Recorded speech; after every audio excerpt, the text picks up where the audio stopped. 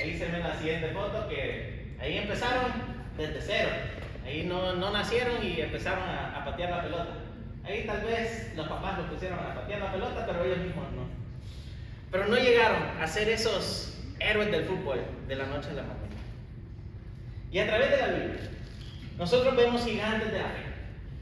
Vemos a Abraham, Ruth, David, Daniel, Pedro y Pablo. Ellos dejaron todo para seguir a Dios, confiaron en Dios en medio de abandono, persecución y amenazas de muerte.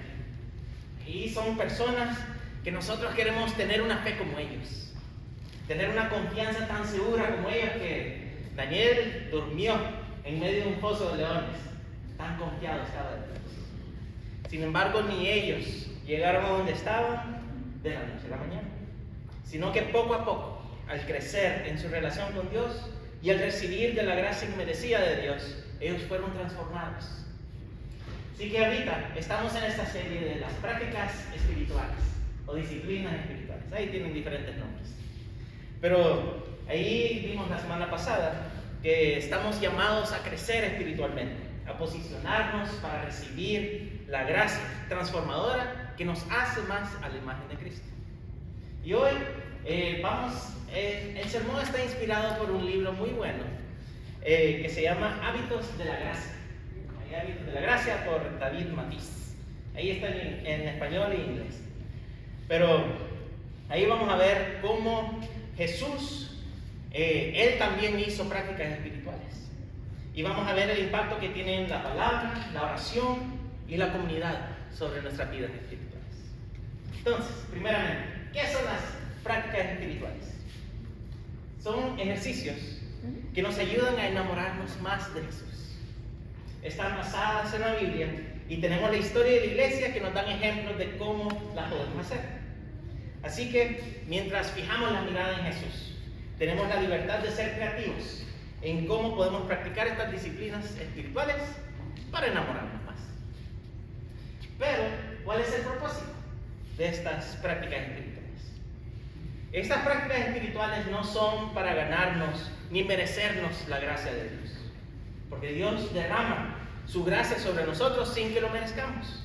Él derrama su amor, su gracia, su misericordia y su gozo como un regalo para nosotros.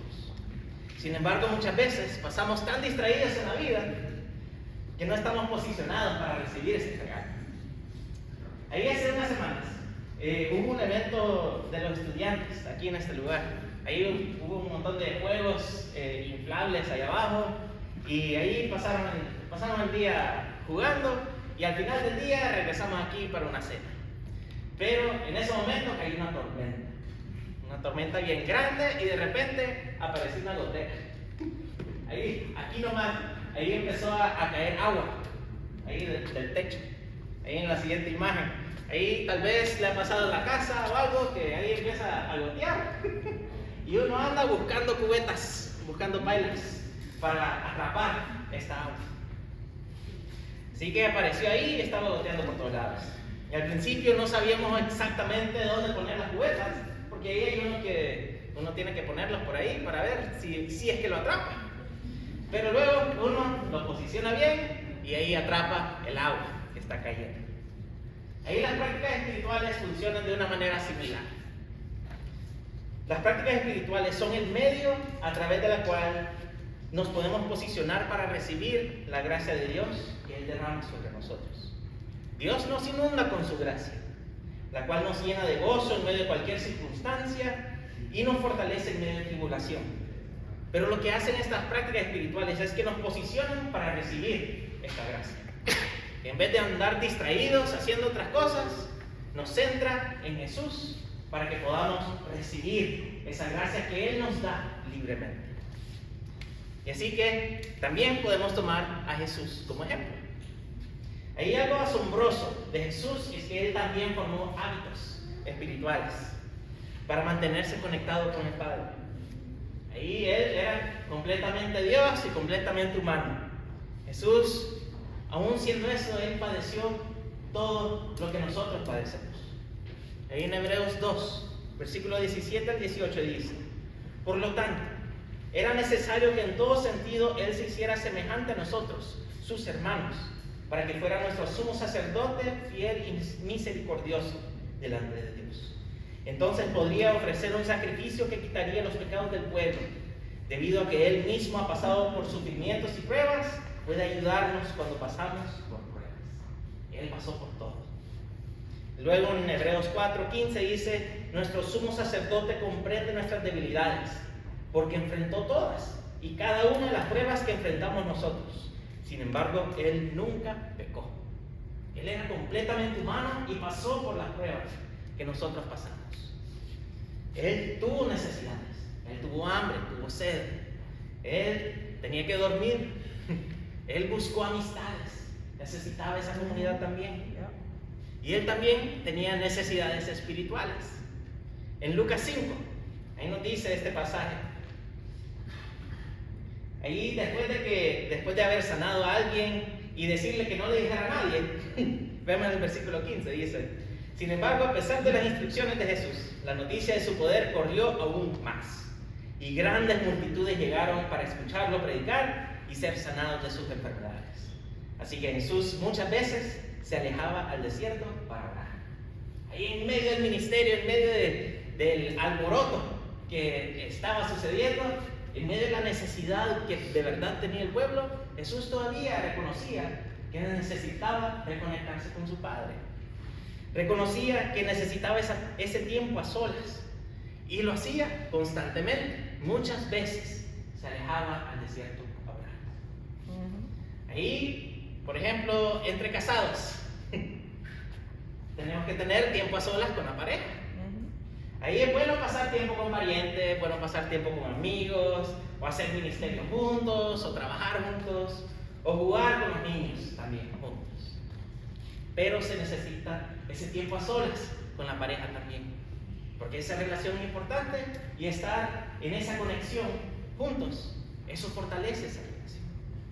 Así que en Jesús vemos algo bello de estas prácticas espirituales, que Jesús las hacía, ahí como retirándose para orar. Él las hacía, pero no las hacía para ganarse el amor del Padre, ni para que tuvieran el favor de Él, sino que era porque Jesús dependía del Padre y deseaba mantener esa relación íntima con Él. Y la situación es igual con nosotros. Estas prácticas espirituales no son para ganarnos el amor de Dios, porque Dios ya nos entregó el regalo más preciado de Él, más atesorado, a Jesús mismo, y la salvación eterna. Dios ya lo entregó para nosotros. Y Él sigue derramando su gracia y su favor sobre nosotros cada día. Entonces, lo que hacen estas prácticas espirituales es que nos ayudan a mantener nuestra relación íntima con Dios. Ahí la gracia de Dios fluye como un río. Y lo que hacen estas prácticas espirituales es que nos meten en la corriente, nos ayudan en eso.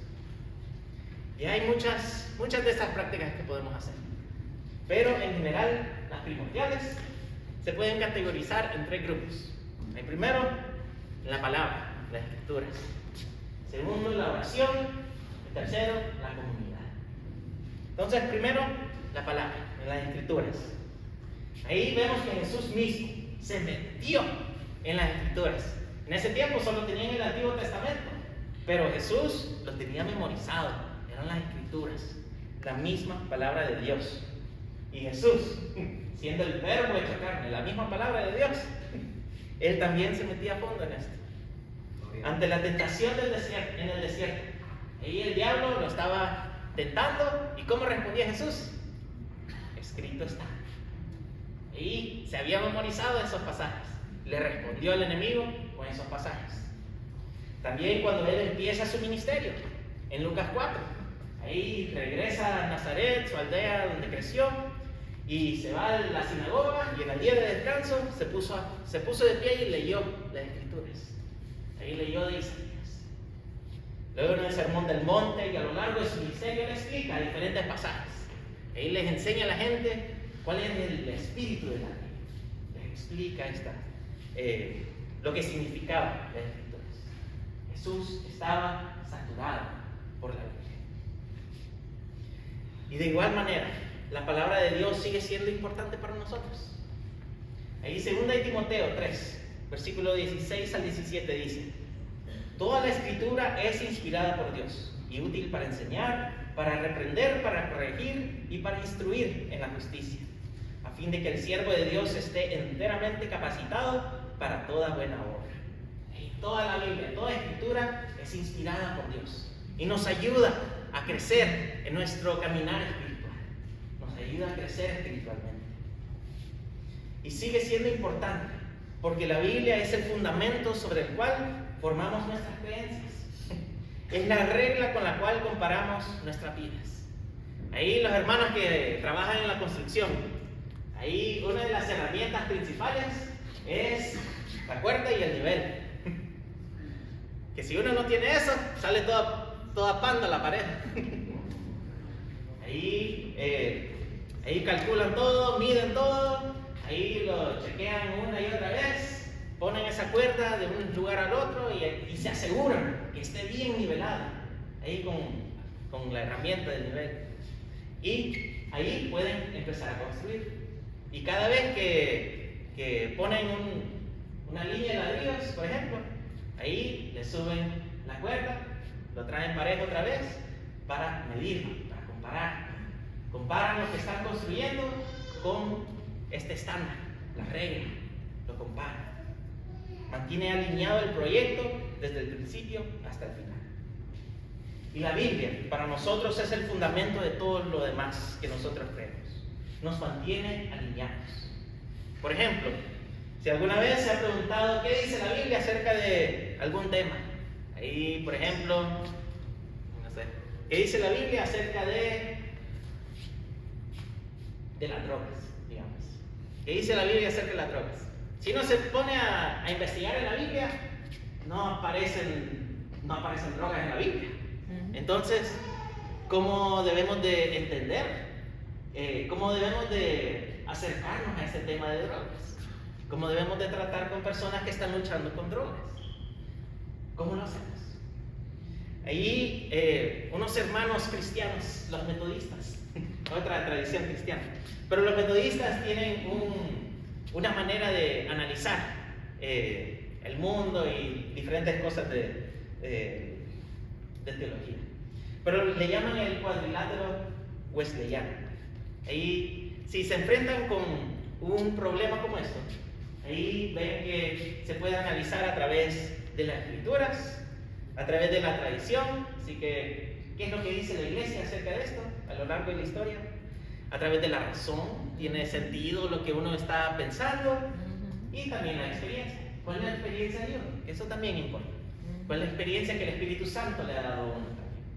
Entonces ahí analizan cualquier tema a través de estos 4 lentes, por decirlo así. Sin embargo, siempre, en cada uno de estos instantes, la escritura sigue siendo la base.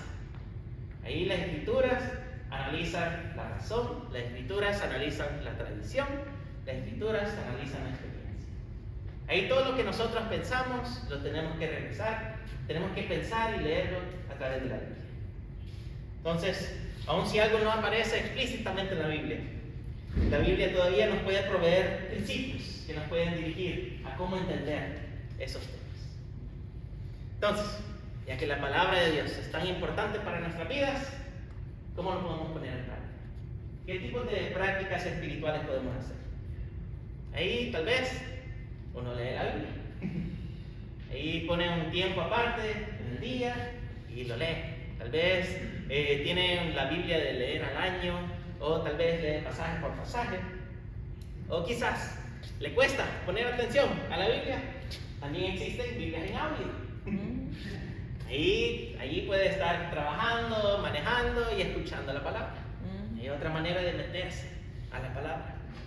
O quizás ahí se quiere memorizar diferentes promesas, diferentes pasajes bíblicos. O tal vez leer un versículo clave y dibujar una imagen que se le viene a la mente de ese pasaje. Hay diferentes maneras. Podemos ser creativos de cómo nos metemos más a la palabra de Dios. Luego la siguiente categoría de las prácticas espirituales es la oración. No sé si a usted le cuesta también, igual que a mí, llamar a alguien por teléfono. ¿Qué es lo que le dice? Cuando uno marca el teléfono de alguien, ¿y cómo le habla? Ahí nos han enseñado, ¿verdad? ¿Aló? Es una manera diferente de cómo hablamos de cara a cara, ¿verdad? No vamos a decir, hermano, aló, ¿cómo está? Hay ciertas costumbres que tenemos al hablar por el teléfono. Pero ahí uno se puede preguntar qué tan rápido, si le quiero preguntar algo a un hermano, qué tan rápido le pregunto. O hay que hablar de otras cosas y después le pregunto después. O simplemente una conversación. Ahí depende a quién le está hablando, ¿verdad? Uno no le va a hablar a su jefe de la misma manera que le va a hablar a su amigo. Y tampoco le va a hablar de la misma manera a un pariente que no ha hablado por años. Ahí cada persona tiene sus diferentes maneras de hablar. Y por lo complicado que es todo eso, por eso la mayoría de los jóvenes prefieren mandar un mensaje de texto en vez de llamar. Pero en el caso de la oración, muchas veces nos la complicamos también. Primeramente, el simple hecho de que podemos orarle a Dios es un resultado de la gracia que Dios nos ha mostrado a través de Jesús. En Hebreos 4:16 dice: así que acerquémonos con toda confianza al trono de la gracia de nuestro Dios. Ahí recibiremos su misericordia y encontraremos la gracia que nos ayudará cuando más la necesitemos. Ahí acerquémonos a la presencia de Dios. A través de la gracia que Jesús nos mostró, nos podemos acercar a Dios. Ahí Jesús nos mostró esa intimidad que Él tenía con el Padre, a través de cómo oraba. Él se apartaba a menudo a orar, a solas, y a veces con sus discípulos también. Él nos enseñó acerca de la oración, de qué podemos pedir, cómo lo podemos hacer. Él oró en momentos de dificultad, cuando estaba en el jardín de Getsemaní. Él estaba orando. Y también oró toda la noche, cuando tenía que tomar una decisión difícil. Ahí al escoger los 12 discípulos, Él pasó la noche orando. Ahí Él lo hacía muy a menudo. Pero más importantemente, Jesús nos demostró a quién le estamos orando. ¿A quién le estamos dirigiendo la palabra? Mateo 6 nos dice el versículo 6: pero tú, cuando ores, apártate a solas, cierra la puerta detrás de ti y ora a tu Padre en privado. Entonces tu Padre, quien todo lo ve, te recompensará. Más adelante dice: no seas como ellos, porque tu Padre sabe exactamente lo que necesitas, incluso antes de que se lo pidas. Ahí nuestro Padre sabe qué es lo que necesitamos, pero está atento, nos quiere oír. El versículo 26 dice: miren los pájaros. Ahí aparecen los pajaritos ahorita, que están haciendo sus nidos, ya listos para que se ponga frío. Pero miren los pájaros. No plantan, ni cosechan, ni guardan comida en los graneros, porque el Padre Celestial los alimenta. ¿Y no son ustedes para Él mucho más valiosos que ellos? Si Dios cuida de manera tan maravillosa las flores silvestres que hoy están y mañana se echan al fuego, tengan por seguro que cuidará de ustedes. ¿Por qué tienen tan poca fe? Así que no se preocupen por todo eso diciendo: ¿qué comeremos? ¿Qué beberemos? ¿Qué ropa nos pondremos? Esas cosas dominan el pensamiento de los incrédulos, pero su Padre Celestial ya conoce todas sus necesidades. Busquen el reino de Dios por encima de todo lo demás y lleven una vida justa, y Él les dará todo lo que necesiten. Busquen el reino de Dios y su justicia, y todo lo demás será añadido. Luego en el capítulo 7 dice: así que si ustedes, gente pecadora, saben dar buenos regalos a sus hijos, ¿cuánto más su Padre Celestial dará buenos regalos a quienes le pidan? A Él es quien estamos orando. Ahí tenemos esa comunión íntima con Dios. A Él le podemos pedir. Si necesitamos algo, Él ya sabe, pero nos quiere escuchar. Quiere pasar ese tiempo con nosotros. Y a causa del sacrificio de Jesús en la cruz, podemos entrar confiadamente ante la presencia de nuestro Padre Celestial y hablarle, pedirle lo que está en nuestro corazón. Y lo podemos hacer de diferentes maneras también. Y tal vez hace la práctica de orar en las madrugadas. Ahí tal vez se levanta antes de que salga el sol y se empieza a orar. Pero si le cuesta despertarse, o si se despierta y se duerme, también puede orar en la noche. Pero también puede hacer oraciones breves a lo largo del día, ahí recordándole que Dios siempre está con usted. O quizás si no tiene palabras para decir, abra su Biblia y ore uno de los salmos. Ahí puede usar eso como guía para orarle a Dios. Y también hay una práctica que aprendí hace unos años que se llama la oración de suspiro. La oración de suspiro. Este ejercicio de oración puede sentirse un poquito raro hacerla, que no estamos acostumbrados a hacerlo. Pero les invito a participar. Hay un ejercicio, algo bien breve.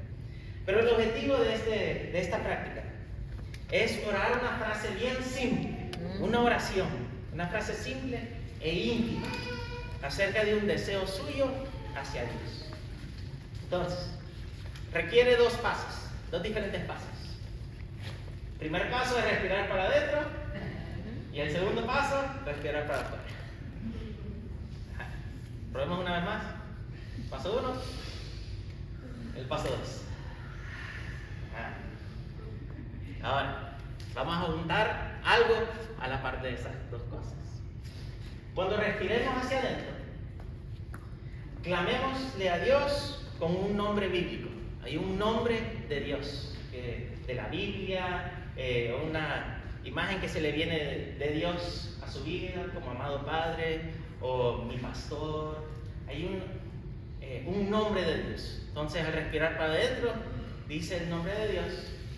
Y al respirar hacia afuera, le pide a Dios un deseo simple que Dios le ha dado en su corazón. Hay unos ejemplos. Puede ser, mi buen pastor, tómame en tus brazos. Y eso se repite una y otra vez. Mi buen pastor, tómame en tus brazos. O quizás, Jehová Nisi, protege mi familia.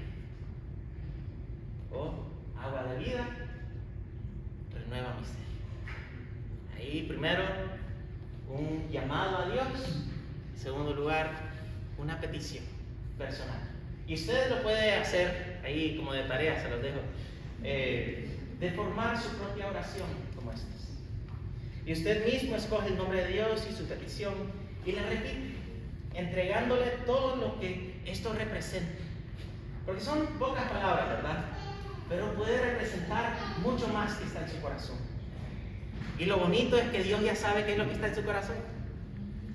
Entonces, esto ayuda en situaciones difíciles, cuando uno ni tiene palabras para decir, que no sabe qué orar, qué le pido a Dios.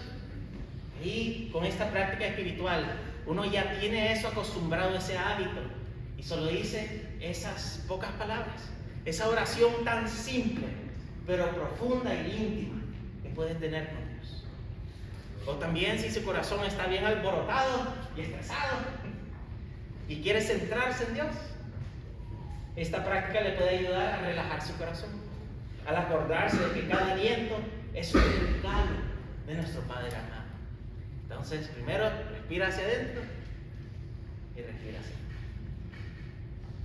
Ahí, nuestro Padre Celestial nos quiere escuchar y quiere que pasemos tiempo con Él. Quiere que lo conozcamos a través de su palabra, pero también que hablemos personalmente con Él. Él es nuestro Padre. Y estas dos categorías que hemos explorado son esenciales en nuestra vida espiritual. Pero hay otra categoría más, que es la comunidad. Hace unos domingos, ahí nos enfocamos bastante en esto, el impacto de la comunidad cristiana en nuestra vida. Y de hecho, este es uno de los medios que Dios usa para darnos gracia, para posicionarnos para recibir esa gracia. Es como cuando nosotros necesitamos ayuda para mover algo. Ahí, cuando nos mudamos a Winston por primera vez, no conocíamos a nadie. Ahí solo era mi esposa y yo y los suegros mis suegros, los papás de ella, que vivían acá. Entonces, cuando nos mudamos acá, solo éramos nosotros, llevando todas las cosas al tercer piso del apartamento. Ahí nos tratamos bastante.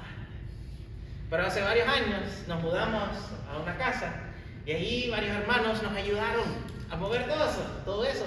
Y sucedió rapidito. Fue un buen tiempo también. Pero esa es una de las bendiciones de ser parte del cuerpo de Cristo. Nos ayudamos unos a otros. Pasamos tiempo juntos, unos con otros. Y no estamos solos. Porque al poner nuestra fe en Jesús, somos unidos al cuerpo de Cristo. Y Dios usa el cuerpo de Cristo, su iglesia, para ayudarnos a recibir su gracia. Así que unos a otros nos ayudamos a crecer en nuestra relación con Dios y a seguir en su camino. Ahí el pastor mencionaba hace poquito también de cómo ahorita en septiembre estamos celebrando este mes patrio, esta temporada de las independencias. Y aquí en la iglesia Renolda hay ciertas cosas que nos unen, ¿verdad? O ciertas cosas en común que tenemos.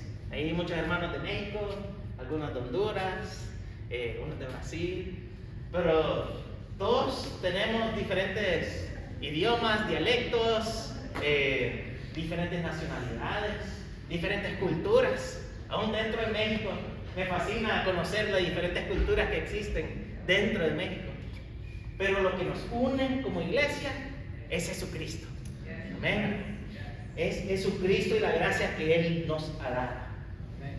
Y no importa qué diferencia tengamos, aún con los hermanos que hablan inglés de abajo, ahí estamos unidos con ellos. La misma cosa que unía a los primeros cristianos al principio del primer siglo, es lo mismo que nos une ahorita, unos con otros, la sangre de Jesucristo. Y por esta gracia que Él nos ha dado, nosotros vivimos en este cuerpo.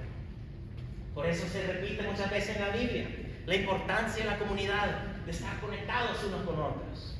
En Hebreos 10, 24 al 25 dice: pensemos en maneras de motivarnos unos a otros a realizar actos de amor y buenas acciones. Y no dejemos de congregarnos, como lo hacen algunos, sino animémonos unos a otros, sobre todo ahora que el día de su regreso se acerca. Ahí la iglesia local es bien importante. Ahí especialmente si se tiene que mudar a otro lado por la escuela o por el trabajo, ahí busca una iglesia local. Aunque se ven aquí los domingos, busca una iglesia local. Ahí es importante tener esa comunión personal con otros cristianos. Sigue siendo importante. En Efesios 4 dice: en cambio hablaremos la verdad con amor, y así creceremos en todo sentido hasta parecernos más y más a Cristo, quien es la cabeza de su cuerpo, que es la iglesia. Y estamos juntos en esta lucha, ayudándonos unos a otros en el camino y hablando la verdad con amor. Si vemos que un hermano se está descarriando, ahí hablemos la verdad con amor. Ahí nos estamos ayudando unos a otros, animándonos unos a otros, apoyándonos en este camino, porque no estamos solos. Ahora, ahí de recordatorio, estas prácticas espirituales no son para ganarnos la gracia de Dios. Él ya está derramando su gracia y nos inunda con su amor. También estas prácticas espirituales nos posicionan para recibir la gracia de Dios. Y aún ese acto de esfuerzo de esforzarnos para hacer estas prácticas, aún esas fuerzas son una gracia de Dios. El Espíritu Santo nos da las fuerzas para seguir en ese camino, para que podamos recibir aún más de la gracia. Así que por Él y para Él tenemos la libertad de meternos al río de su bendición espiritual. Y tenemos la creatividad para hacer lo que necesitemos hacer para enamorarnos más de Jesús.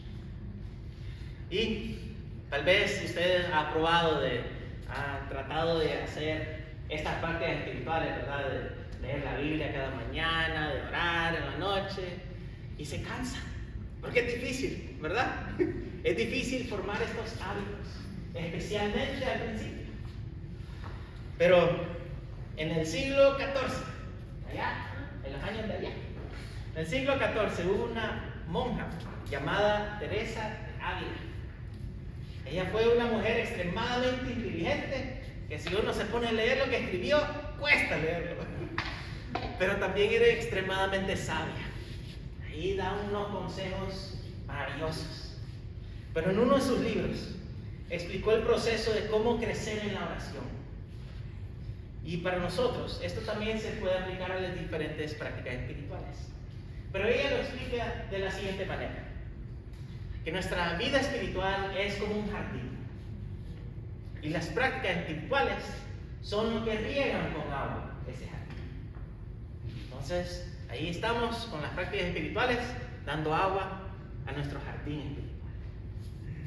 Al principio, cuando empezamos estas prácticas espirituales, al empezar a orar, al empezar a leer la Biblia, se siente como sacar cubetas de agua de un pozo. Ahí, con la mano. Ahí se puede ver en la imagen. Ahí.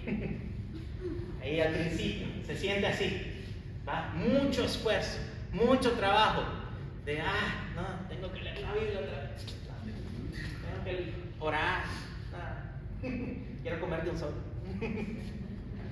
Cuesta formar estos hábitos al principio, pero luego, si uno sigue haciendo estos hábitos, uno crece.